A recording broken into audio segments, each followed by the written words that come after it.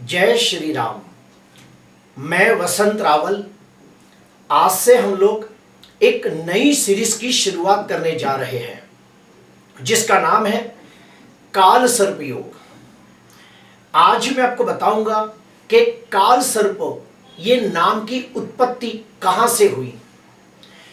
काल सर्प योग के मुख्य दो प्रकार कौन कौन से हैं। राहु जन्म कुंडली के अलग अलग भाव में बैठा हो तो कौन सा काल सर्प योग बनता है। उससे भी ज्यादा मैं आपको यह बताऊंगा कि काल सर्प योग भंग होने के 5 सूत्र, वो कौन से 5 सूत्र है जो काल सर्प योग को टोटली भंग कर देते हैं और बदले में अच्छा फल देते हैं। आखिरी में मैं आपको बताऊंगा कि अगर किसी की कुंडली में काल सर्प योग ज्यादा खराब फल देता हो तो उसे कौन से उपाय करने चाहिए। ये सारी बातों का आज हम गहराई से डिस्कशन करेंगे। सबसे पहले जानते हैं कि ये काल सर्प ये नाम की उत्पत्ति कहां से हुई। तो सुनिए, जो राहु ग्रह है उसके अधिदेवता है काल। राहु ग्रह के प्रत्यधिदेवता है सर्प। फिर से कहूंगा, राहु ग्रह के अधिदेवता है काल और राहु के प्रत्यधिदेवता है सर्प। ये अधिदेव और प्रत्यधिदेव को जब मिलाया गया तो एक नाम की उत्पत्ति हुई काल सर्प और वहां से शुरू हुआ काल सर्प योग। अभी ये काल सर्प योग के मुख्य 2 प्रकार कौन कौन से हैं। तो एक है राहुमुखी काल सर्प योग, जिसे शास्त्रों में कहा गया है उदित काल सर्प योग, जो बहुत ही अशुभ फल देता है। ठीक उसके विपरीत जाते हैं, एक होता है केतु मुखी काल सर्प योग, इसे कहा गया है अनुदित काल सर्प योग, जो बहुत अच्छा फल भी देता है, राजयोग जैसा भी फल देता है और व्यक्ति को धनवान, यशवान, कीर्तिवान भी बनाता है। अब ये कैसे देखा जाता है तो मैं आपको बोर्ड पे समझाने का प्रयास करूंगा। आइए बोर्ड पे देखते हैं। पहले तो मैं आपको बता दूं कि जो सूर्य, चंद्र, मंगल, बुध, गुरु, शुक्र, शनि, ये जो 7 ग्रह है, ये 7 ग्रह इस प्रकार से चलते हैं, यानी कि एंटी क्लॉकवाइज चलते हैं। फिर से कहूंगा, जो 7 ग्रह है वो एंटी क्लॉकवाइज घूमते हैं इस प्रकार से, जबकि राहु और केतु ये क्लॉकवाइज घूमते हैं, यानी कि 1 से 12 में जाएगा, 12 से 11 में आएगा, 11 से 10 में आएगा। राहु इस प्रकार से चलेगा जिसे हम कहते हैं क्लॉकवाइज। तो ये बातें क्लियर हो गई कि 7 ग्रह एंटी क्लॉकवाइज घूमेंगे और राहु केतु क्लॉकवाइज घूमेंगे। अभी सुनिए, शास्त्र में लिखा गया है कि राहु ये सांप का मुंह है जिसमें जहर होता है, और जो केतु है ये सांप की पूंछ है, इसमें जहर नहीं होता। अभी राहुमुखी काल सर्प योग को कैसे देखा जाता है तो जन्म कुंडली के अंदर 7वें भाव से लेके पहले भाव के अंदर, इन भावों के अंदर अगर सारे ग्रह आ जाते हैं तो उसे हम लोग कहते हैं राहुमुखी काल सर्प योग। क्यों? क्योंकि राहु का मुंह इस तरफ है, क्योंकि राहु इस तरफ जा रहा है तो राहु का मुंह किधर हो गया? इस तरफ हो गया। और ये सारे ग्रह इधर से ऐसे जा रहे हैं, सूर्य, चंद्र, मंगल, बुध, गुरु, शुक्र, शनि, इस प्रकार से जाएंगे। तो ये सारे ग्रह धीरे धीरे राहु के मुख में जाएंगे और राहु भी आगे बढ़ेगा तो धीरे धीरे सारे ग्रहों को अपने मुंह में लेते जाएगा। तो राहुमुखी काल सर्प योग बनता है। आपने वो सुना भी होगा कि सूरभानु नाम का एक राक्षस था जिसने भगवानों के साथ छल से अमृत पी लिया। उसके बाद विष्णु भगवान ने अपने चक्र से उसका छेदन किया और राहु केतु यानी कि सूरभानु 2 हिस्सों में बंट गया। जो सर का हिस्सा है उसे राहु कहा गया और जो धड़ का हिस्सा है उसे केतु कहा गया। तभी राहु ने 7 ग्रहों को श्राप दिया कि हे सूर्य और आपके 7 ग्रह, जब भी आप मेरे सामने आओगे तो मैं आपको निगल जाऊंगा, मैं आपको ग्रसित करूंगा, आपकी अच्छाइयों को नाश कर दूंगा और आपके अच्छे फल की बजाय बुरे फल में दिलाने के लिए आपको मजबूर कर दूंगा। तो जब भी ये 7 ग्रह इस प्रकार से घूमते घूमते राहु के मुख में जाते हैं तो राहु उन ग्रहों को ग्रसित करता है, इसीलिए राहुमुखी काल सर्पयोग कहते हैं।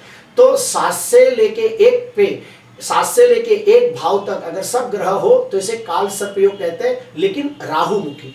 ठीक उसका विपरीत जाते हैं, अगर पहले भाव से लेके 7वें भाव के अंदर सब ग्रह आ जाए तो उसे केतुमुखी काल सर्पयोग कहते हैं। क्यों? क्योंकि सारे ग्रह घूमते घूमते केतु के तरफ आगे बढ़ते हैं, और केतु कौन है? सांप की पूंछ है, तो इसमें जहर नहीं होता है, तो ये नुकसान नहीं पहुंचाता है। तो ये 2 प्रकार है। अभी हम और एक स्टेप अंदर जाएंगे। राहु अलग अलग भाव में बैठा हो तो कौन से काल सर्पयोग का निर्माण करता है वो भी जान लेते हैं। राहु अगर पहले भाव में बैठा हो तो अनंत काल सर्पयोग निर्माण करता है। राहु अगर दूसरे भाव में बैठा हो और केतु यहां पे हो तो कुलिक काल सर्पयोग बनता है। राहु अगर तीसरे भाव में हो और केतु यहां पे हो तो वासुकी काल सर्पयोग बनता है। राहु चौथे भाव में हो तो शंखपाल, 5वें भाव में हो तो पद्म, 6वें भाव में राहु बैठा हो तो महापद्म काल सर्पयोग, राहु 7वें भाव में बैठा हो तो तक्षक काल सर्पयोग, राहु 8वें भाव में बैठा हो तो कर्कोटक काल सर्पयोग, राहु 9वें भाव में बैठा हो तो शंखनाद काल सर्पयोग, राहु 10वें भाव में बैठा हो तो घातक काल सर्पयोग, राहु 11वें भाव में बैठा हो तो विषधर काल सर्पयोग, और राहु 12वें भाव में बैठा हो तो शेषनाग काल सर्पयोग निर्माण करता है। अभी हम जानेंगे कि जो काल सर्पयोग है उसका फल कैसे देखा जाता है, क्या मिलता है। तो जन्म कुंडली के अंदर जब 7वें भाव से लेके पहले भाव के अंदर जब सारे ग्रह आ जाए और राहु के मुख में जब काल सर्पयोग होता है, जिसे हम राहुमुखी काल सर्पयोग कहते हैं, तो उसका फलादेश क्या होता है? उसका फलादेश ये होता है कि ऐसे व्यक्ति 42 साल तक बहुत संघर्ष में जीवन व्यतीत करते हैं। बहुत मेहनत करने के बावजूद वो उन्नति, प्रगति, विकास नहीं कर पाते जिसके वो हकदार होते हैं। ऐसे व्यक्तियों को मान सम्मान, पद प्रतिष्ठा भी प्राप्त नहीं होती जिसके वो हकदार होते हैं। ऐसे व्यक्ति बार बार नौकरी बदलते हैं, धंधे में हो तो धंधे में नुकसानी के योग बनते हैं। राहु अगर पहले भाव में और केतु 7वें भाव में हो तो ऐसे लोगों के विवाह में देरी होती है, सगाई होके टूट सकती है, शादी होके डिवोर्स हो सकता है, या फिर पत्नी के साथ या पति के साथ हमेशा लड़ाई झगड़े चलते रहते हैं। अगर ये लोग पार्टनरशिप में बिजनेस करें तो उन्हें लॉस हो सकता है। तो इस प्रकार से फलादेश किया जाता है अनंत काल सर्पयोग का। अगर ग्रह काल सर्पयोग के अंदर 7वें से लेके पहले भाव में अगर सब ग्रह आ गए तो जिसे हम काल सर्पयोग कहते हैं, राहुमुखी। अभी ठीक उसके अपोजिट जाते हैं। अगर पहले भाव से लेके 7वें भाव में हो तो ये ज्यादा खराब फल नहीं देते, सिर्फ नाम पूर्ता कोई तकलीफें आती है। अभी हम और एक स्टेप अंदर जाते हैं कि काल सर्पयोग भंग कैसे किया जाता है या कैसे होता है। उसके 5 नियम मैं आपको बताना चाहूंगा, गौर से सुनना। अगर ये 5 नियम अगर कुंडली में दिख जाए तो समझ जाना काल सर्पयोग भंग हो रहा है। उसमें पहला नियम यह है कि जिसकी भी कुंडली के अंदर राहुमुखी काल सर्पयोग बनता हो और अगर उसकी कुंडली के अंदर कोई भी 1 या 2 ग्रह उच्च हो जाए तो काल सर्पयोग भंग हो जाता है। आपको समझाने के लिए मैंने ये सिर्फ एग्जाम्पल के तौर पे कुंडली बनाई है। यहाँ पे देखिए मिथुन लग्न की कुंडली है और उसके अंदर लग्न में ही राहु है, 7वें भाव में केतु है और सारे ग्रह इस तरफ लिखे हैं, यानी कि राहुमुखी काल सर्पयोग। इसके अंदर आप देखिए सूर्य 11वें भाव के अंदर उच्च का होकर बैठा है और सूर्य 11वें भाव में अति विशिष्ट योग कारक माना गया है। शुक्र 10वें भाव में उच्च का होकर मालवी योग नाम का राजयोग बना रहा है। चंद्र 12वें भाव में उच्च का हो रहा है। नियम ये कहता है, सूत्र ये कहता है कि जिसकी भी कुंडली में काल सर्पयोग बनता हो और अगर उसकी कुंडली के अंदर कम से कम 1 या 2 ग्रह उच्च हो जाए तो काल सर्पयोग भंग हो जाता है और ऐसे व्यक्ति शून्य में से सर्जन करने वाले लोग होते हैं। ऐसे व्यक्ति अपनी मेहनत से, अपनी काबिलियत से, अपने दमखम पर शून्य में से सर्जन करने वाले लोग होते हैं, जीरो में से हीरो बनने वाले लोग होते हैं और 42 साल के बाद धनवान, यशवान, कीर्तिवान बनते हैं और समाज के अंदर मान सम्मान पद प्रतिष्ठा की प्राप्ति करते हैं और अपने कार्य क्षेत्र के अंदर प्रसिद्धि प्राप्त करते हैं। अभी दूसरे नियम की तरफ आगे बढ़ेंगे। दूसरा नियम क्या कहता है? अगर किसी व्यक्ति की जन्म कुंडली के अंदर अनंत काल सर्पयोग बन रहा हो और सारे ग्रह राहुमुखी काल सर्पयोग में आते हो, और अगर कुंडली के अंदर कोई भी 2 या 3 ग्रह स्वगृही हो जाए, यानी कि कोई भी ग्रह अपनी खुद की राशि में बैठ के बलवान हो जाए, तो भी काल सर्पयोग भंग होता है। आपको समझाने के लिए मैंने ये कुंडली बनाई है ताकि आप मेरी बात को आसानी से समझ सके। कर्क लग्न की कुंडली है, राहु लग्न में है, केतु सप्तम भाव में है और सारे ग्रह ही आ रखे हैं। यहां देखिए, मंगल स्वगृही होकर 10वें भाव के अंदर दिग्बली हो रहा है। भाग्य स्थान के अंदर गुरु स्वगृही होकर बैठा है। शुक्र 11वें भाव में स्वगृही होकर बैठा है। तो नियम यह कहता है कि जिसकी भी कुंडली में काल सर्पयोग बनता हो और अगर उसकी कुंडली के अंदर कम से कम 2 ग्रह या फिर 3 ग्रह स्वगृही राशि में बैठा हो, तो फिर वो काल सर्पयोग भंग होता है और ऐसे व्यक्ति अपनी मेहनत से, अपनी काबिलियत से, अपने दमखम पर शून्य में से सर्जन करने वाले लोग होते हैं, जीरो में से हीरो बनने वाले लोग होते हैं और ये लोग समाज के अंदर मान सम्मान पद प्रतिष्ठा की प्राप्ति करते हैं, यश जश कीर्ति प्राप्त करते हैं, 42 साल के बाद धनवान यशवान बनते हैं और प्रसिद्धि प्राप्त करते हैं। अभी आते हैं तीसरा नियम। काल सर्पयोग के अंदर तीसरा नियम ये बताता है कि अगर किसी की कुंडली के अंदर काल सर्पयोग बन रहा हो और अगर उसकी कुंडली के अंदर 2 या 3 कोई शुभ योग बनते हो, कोई राजयोग निर्माण होते हो, तो काल सर्पयोग भंग हो जाता है। एग्जाम्पल के तौर पे आपको समझाने के लिए कुंडली बनाई है। सिंह लग्न की कुंडली है जिसमें लग्न में राहु है, सप्तम भाव में केतु है और सारे ग्रह इस तरह बैठे हैं। मान लो किसी व्यक्ति की जन्म कुंडली के अंदर चंद्र और गुरु की युति होती हो तो गजकेसरी योग बनता है।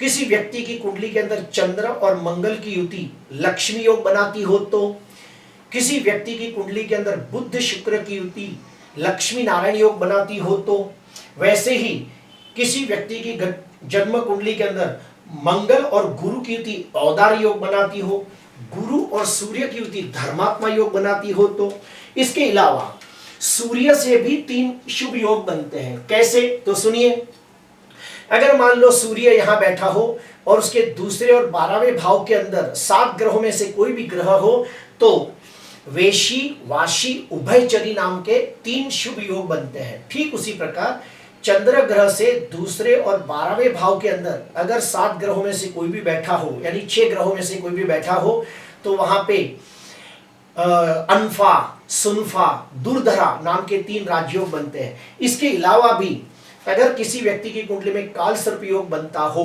और अगर विपरीत राजयोग बनता हो तो, किसी की कुंडली में परिवर्तन योग बनता हो तो, ऐसे अगर 4 या 5 शुभ योग बन जाए तो भी काल सर्पयोग भंग होता है। फिर से कहूंगा, अगर किसी व्यक्ति की कुंडली में काल सर्पयोग बनता हो और अगर उसकी कुंडली के अंदर कम से कम 4 या 5 शुभ योग बनते हो, जैसे कि गजकेसरी योग, लक्ष्मी नारायण योग, विपरीत राजयोग, परिवर्तन योग, अनफा सुनफा दुर्धरा योग, वेशी वाशी उभयचरी योग नाम के कोई भी ऐसे बहुत सारे योग हैं, लेकिन जो जो मैं दिखा सकता हूं मैंने दिखाया। अगर ऐसे कोई भी 4 या 5 शुभ योग बन जाए तो भी काल सर्पयोग भंग होता है और ऐसे व्यक्ति अपनी मेहनत से, अपनी काबिलियत से, अपने दमखम पर शून्य में से सर्जन करने वाले लोग होते हैं, जीरो में से हीरो बनने वाले लोग होते हैं और ऐसे व्यक्ति 42 साल के बाद धनवान यशवान कीर्तिवान बनते हैं।